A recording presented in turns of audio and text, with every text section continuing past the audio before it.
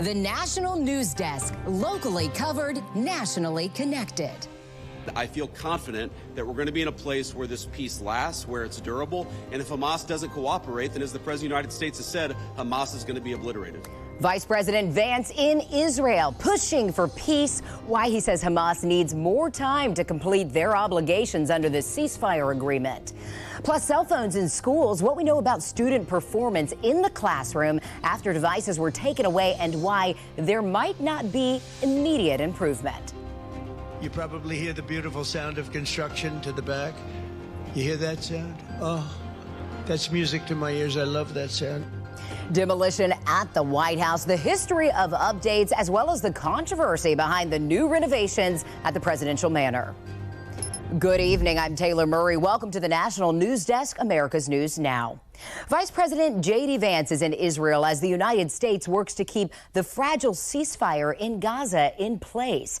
Israel and Hamas have been exchanging fire since over the weekend in the Gaza Strip, with each side accusing the other of violating the peace deal. But for now, the tenuous peace deal holds. For more on the vice president's trip to the Middle East, here's national correspondent Kayla Gaskins.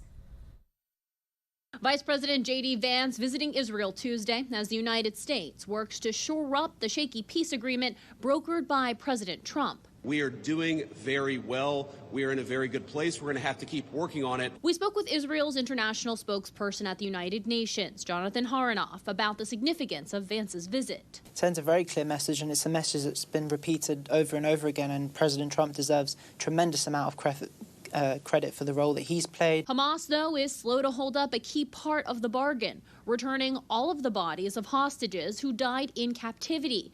A challenging and gruesome task. This is difficult. This is not going to happen overnight. Some of these hostages are buried under thousands of pounds of rubble. It sounds like it will be very hard to locate some of these bodies. How destabilizing could that be to this ceasefire if Hamas just literally cannot hold up that end of this bargain? We know that Hamas knows where some of the bodies are, and it appears is playing games trying to prolong this process, and it's preventing us from reaching the latter stages of this agreement. Hamas has also failed to begin disarmament, another central requirement of the ceasefire.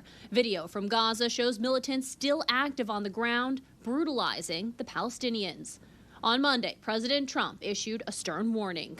Hamas has been very violent, but they don't have the backing of Iran anymore. They don't have the backing of really anybody anymore. They have to be good. And if they're not good, they'll be eradicated. As pressure mounts from both Israel and their Arab partners for Hamas to fully comply with the deal faster, Vance is urging patience. A lot of this work is very hard. It's never been done before. And in order for us to give it a chance to succeed, we've got to be a little bit flexible. And Taylor, Vance reiterated there will be no American troops on the ground in Gaza. Now, there are currently 200 American soldiers in southern Israel right now monitoring the ceasefire. And Kayla, do we know how many more bodies of hostages actually remain in Gaza and need to be returned to Israel? So at the moment, 13 bodies remain. 2 more of those coffins with remains were handed over to Israel today, which brought that number from 15 down to 13. But those identities do still have to be confirmed by Israel. Israel is releasing 15 Palestinian bodies for every 1 Israeli that's returned. U.S. citizen Itai Chen and Omer Nutura are still in Gaza. It's unclear if either of those were among the 2 returned today. And one of the deceased hostages in Gaza is Haydar Golden, whose remains have been held in the enclave since he was killed in battle back in 2014. Taylor. In Washington, D.C., Kayla Gaskins, thank you. Now, Vice President Vance's visit to the Middle East coincides with the opening of the Civilian Military Cooperation Center in an undisclosed location in Israel. The center is expected to play a critical role in the ceasefire deal, with American and Israeli troops working hand in hand to rebuild and secure Gaza. President Trump plans to meet with Saudi Arabia's Crown Prince Mohammed bin Salman at the White House on November 18th. This is according to CBS News. It is possible Saudi Arabia could sign a defense pact with the U.S. similar to the one between the U.S. and Qatar. Trump and the Crown Prince last met in May in the Middle East. This will be the Crown Prince's first D.C. trip of Trump's second term. Senate Republicans met with the president this afternoon over lunch at the White House as the federal shutdown is in its 21st day. The move comes as both the GOP and Democrats show no sign of compromise to end the federal shutdown. Chuck Schumer and the Senate Democrats need to vote for the clean, bipartisan CR and reopen our government. It's got to be reopened right now. We're not doing that. They are the obstructionists. Democrats say they want to extend health care subsidies that expire at the end of the year. Senator Cory Booker is asking for President Trump to meet with Democratic leadership, while the Senate Majority Leader maintains that demands by Democrats are not up for negotiation. A lot of people are in pain right now because of this shutdown. There is a lot of pain going around our country right now as these healthcare costs skyrocket. So the urgencies are growing, but where is the president? Why is he doing nothing? They want a bill, an alternative bill that spends $1.5 trillion and opens up free health care benefits to non-citizens. I mean, that is just a non-starter. That is going nowhere. With no end in sight for the government shutdown, food stamp benefits could soon run out for millions of Americans, including children, veterans, people with disabilities, and older adults. Officials in several states, including Texas, Colorado, and New York, have issued similar warnings saying money for SNAP benefits is days from running dry. The federally funded program provides food aid to low-income families and is administered by state and local agencies. The Department of Agriculture says it is seeking other funding sources, though states should stop issuing SNAP benefits approved after last Thursday. So now the acting director of the SNAP program is urging Agriculture Secretary Brooke Rollins to act quickly and to utilize the USDA's contingency funds. But the secretary does have the authority to look at other funding within USDA to make up the difference in the contingency funding and utilize that to ensure that people's benefits are on time in November. Earlier this month, the Department of Ag announced plans to keep the WIC program afloat during the shutdown. They will be using $300 million in unspent tariff revenue from the last fiscal year to fund that program, which provides nutritious staples to low-income mothers and young children. The legal battle over whether President Trump can deploy the National Guard to Portland, Oregon continues. Several state officials are unhappy with yesterday's appeals court ruling allowing that deployment. And Oregon's Attorney General and Ninth Circuit judge are now trying to get the case reheard by a larger panel of judges. Lawyers for the state and the Trump administration must present their arguments by midnight on Wednesday. Now, separately, there's still a second order blocking National Guard troops from being mobilized in Oregon. The Trump administration is trying to get that overruled, arguing it used the same legal reasoning as the one the appeals court just reversed. Oregon's governor says she does not have any clarity on a possible timeline. We have no additional information from the Trump administration. That's very troubling. As commander-in-chief of the National Guard for Oregon, that's the situation we have been in. The Northern Command in charge of the deployment under the Pentagon says National Guard soldiers in Portland are not conducting any operations right now. Meanwhile, over in Chicago, a judge is questioning tactics against protesters during a hearing Monday. U.S. District Judge Sarah Ellis previously ruled that immigration agents are not allowed to use tear gas, but believes that court order may have been violated. Ellis also ordered that federal agents wear and use body cameras. But the deputy field director for ICE, Sean Byers, testified they need more money to expand the use of body cams in the Chicago crackdown. And Congress would need to allocate the funds because not every federal agent has one. Byers says that no body cameras have been worn by ICE agents working at the Broadview facility, and that's the site where protests have at times been tumultuous. Separately, President Donald Trump's administration has been barred from deploying the National Guard to assist immigration officers in Illinois. That order does expire Thursday unless extended. The administration has also asked the Supreme Court to allow this deployment.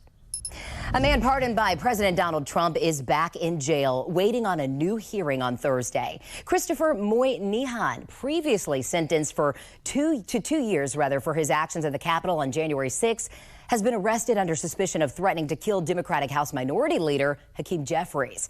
Now, the FBI says they received an anonymous tip about Moynihan's threat. Moynihan, along with all other January 6 participants, were issued a pardon by the president earlier this year.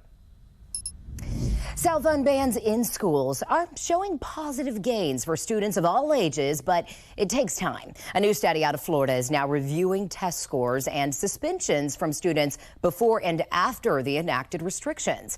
Now, according to a report by the National Bureau of Economic Research, post-ban students had an increase in suspension immediately after those bans took effect, but disciplinary actions lessened to below pre-ban rates in the second year. Also, test scores increased in the second year.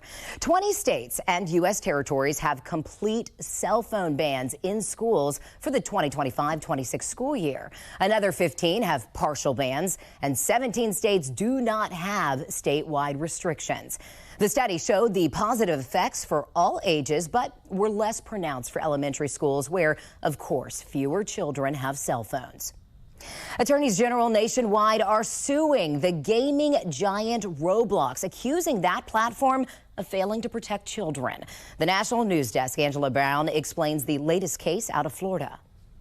Your kids may be on Roblox, a gaming platform where users can build virtual worlds and hang out with friends. Over 70 million users a day. Roblox players, this is crazy. Remember Luby and Legacy? This virtual world where users create, play, and chat is facing a wave of legal action over child safety in real life. The Florida Attorney General just issued criminal subpoenas to Roblox, seeking what he calls information about criminal activity. Companies like Roblox have become breeding grounds for predators to get to and have access to our kids. And Florida isn't alone. Kentucky's AG filing a lawsuit using blunt language. Roblox is the website of choice for child predators. And here's a lawsuit filed in Louisiana alleging Roblox perpetrated an environment where sexual predators thrive. The concern over child safety stems from reports like this one in The Guardian. The children as young as 5 were able to communicate with adults while playing games on the platform. Roblox responding, strongly disputing these allegations, saying the assertion that Roblox would intentionally put our users at risk of exploitation is categorically untrue. Roblox has implemented rigorous safeguards, such as restrictions on sharing personal information. In Washington, D.C., I'm Angela Brown. Coming up, out with the old and in with the new. Demolition is underway at the White House, gearing up for a new ballroom. A look back at the history of the space and plans for the future. Plus, the drug maker behind Tylenol pushing back against a major change being suggested to their warning labels. And switching out the sweetener in a popular soft drink. It's a new era for Coca-Cola in the United States. Stay with us. We're back in 90 seconds.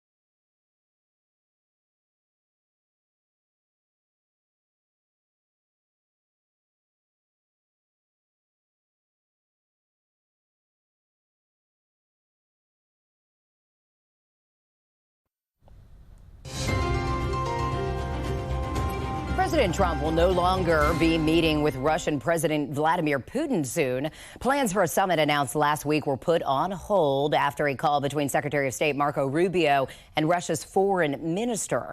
This comes as Ukraine and several other countries call for increased pressure on Russia's economy and defense industry. Well, the White House grounds will look considerably different in the coming years. As the National News Desk Matt Galka reports, the president's new multi-million-dollar ballroom project is underway. The images are striking, portions of the East Wing of the White House being taken down by heavy machinery as President Donald Trump starts to redecorate. We're building a ballroom. They've wanted a ballroom for 150 years. And I'm giving that honor to this wonderful place. We'll have the most beautiful ballroom in the country. Trump has promised the cost of the new ballroom, estimated around $250 million, is being privately funded by donors along with his own money. The planned 90,000 square foot structure would dwarf the current buildings. The president hosted a dinner for donors last week with a donor list rumored to include big names in business and tech. Air conditioning giant Carrier confirmed they're donating the HVAC system for the new addition. Past presidents have overseen various projects for more than 100 years. The ballroom would be the biggest change to the White House since the addition of the Truman balcony in 1948. Trump has already made some changes to the White House, turning the Rose Garden into a patio hosting area. He had GOP senators for lunch there Tuesday. You probably hear the beautiful sound of construction to the back. You hear that sound? Oh. That's music to my ears. I love that sound. When I hear that sound, it reminds me of money. Democratic criticism has been swift. California Governor Gavin Newsom posted on X, Trump's priorities, bulldozing the White House, check, reopening the government, with a red X. When the ballroom project was announced in July, Senate Democratic leader Chuck Schumer said it wasn't needed. He announced plans to build himself a new White House ballroom so he can eat his cheeseburgers in there in luxury. Listen, I'm happy to eat my cheeseburger at my desk. I don't need a $200 million ballroom to eat it in. The East Wing typically holds the offices of the First Lady and her staff, and they'll be temporarily relocated. Meanwhile, the photos of the project going viral were taken from near the Treasury Department, with the agency reportedly telling employees not to take pictures without the White House's approval. Reporting in Washington, I'm Matt Galka for the National News Desk, America's News Now. Around 100 investigators are now trying to piece together what happened in the jewelry heist at the Louvre Sunday. According to Paris prosecutors, the museum has its weekly closing day today, and officials say the robbery happened about half an hour after opening and took just a few minutes. You can see the timeline here, but the thieves rode up a basket lift, cut a window open, broke through display cases, and stole 8 extremely valuable 19th century items, including necklaces, earrings, brooches, and diadems. And officials say they are looking at evidence from the scene, like the basket lift. The Louvre director has been asked to testify about museum security tomorrow. Well, the maker of Tylenol urges the FDA to reject a proposal to change product safety labels. Kenvue argues the proposal is unsupported by scientific evidence. A citizen's petition was filed last month requesting that labels include the claim that acetaminophen use during pregnancy may increase the risk of neurodevelopmental disorders. The Trump administration recently linked acetaminophen to the risk of autism. NASA's acting administrator confirmed today that new contract competition is open for the Artemis 3 mission as delays are setting back the moon-based mission. Initially planned for 2024, the Artemis 3 launch is now slated for 2027 at the earliest. Transportation Secretary Sean Duffy told CNBC yesterday the plan is for a NASA mission to get the U.S. back to the moon as soon as possible. I love SpaceX. It's an amazing company. The problem is they're behind. They pushed their timelines out, and we're in a race against China. The president and I want to get to the moon in this president's term. Elon Musk responded on X that SpaceX is moving at lightning speed, and he believes the company's Starship will do the whole mission alone. Last month, a NASA safety panel expressed doubts that Starship would be ready in time. We have reporters all across the country in your neighborhoods covering the issues that matter to you. And we're taking the pulse of America. We start in Washington today, where people's perceptions of public safety are shaping crime-fighting strategies.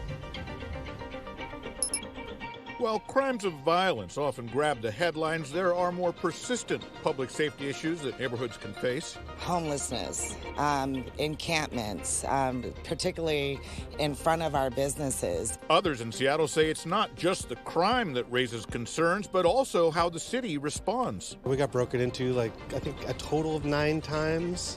I think the police came once or twice, maybe. This is the feedback the Seattle Public Safety Survey tries to capture. The whole purpose of the survey is to be able to understand people's perceptions on crime and public safety at the neighborhood level, realizing that no neighborhood is alike.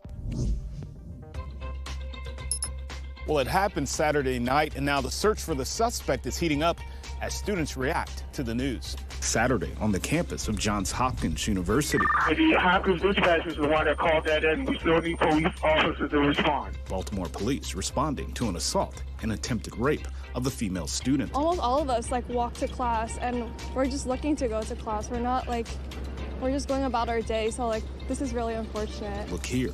This is the man police say is responsible for the attack. Metro Crime Stoppers is offering a $2,000 reward for the man seen in the images as the search continues.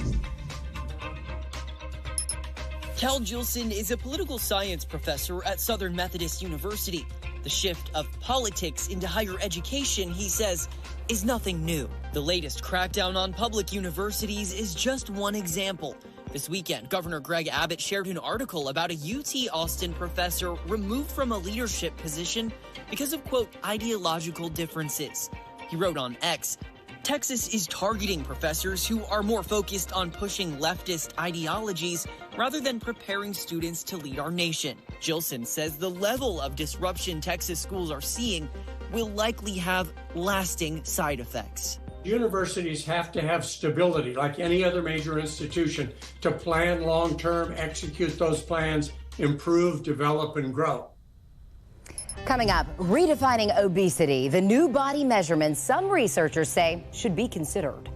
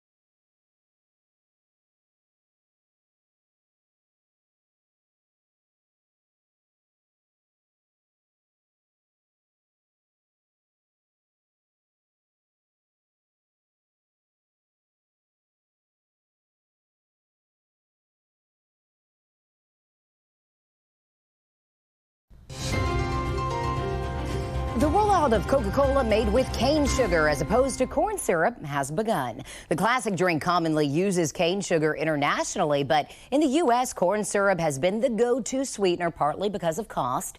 Coca-Cola officials say the cane sugar cans are currently available in select cities. This comes as the Atlanta-based company is enjoying success with its sugar-free drinks, including Coke Zero and Smart Water. Meanwhile, the health industry stresses that soda isn't healthy in general, regardless of where the sugar comes from. Well, obesity rates in the United States continue to rise, with the latest numbers out of the CDC suggesting about 4 in 10 qualify. But new research is taking a new look at how we define being obese, and with new factors, those numbers could get a lot higher. Our fact-check team breaks down the study.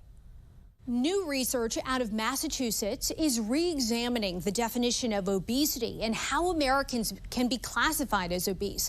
The new definition factors in more than just BMI, and around 69% of Americans would be considered obese if it changes. Let's go to Emma Withrow from the Fact Check team. So the new study, it also looked at something called clinical and preclinical obesity. Break down the differences between the two. Yeah, so clinical obesity means that someone not only has high body measurements, but also shows organ dysfunction or physical limitations like high blood pressure, sleep apnea, mobility issues, things like that. So preclinical obesity, though, is when measurements are elevated, but organ function's okay. So people with clinical obesity have pretty dramatic risk for developing diabetes, heart problems, even early death. But preclinical obesity isn't actually harmless, though. It still raises the risk of these things, but just not as severely. So it's my understanding a little over 40% of Americans, they are considered obese per the latest CDC information that's available. How does that compare compared to, let's say, 20 years ago? It's unbelievable to look at the shift in these numbers. So it's gone up by, around 30. So in 2005, looking at that, around 34.3% of U.S. adults aged 20 and over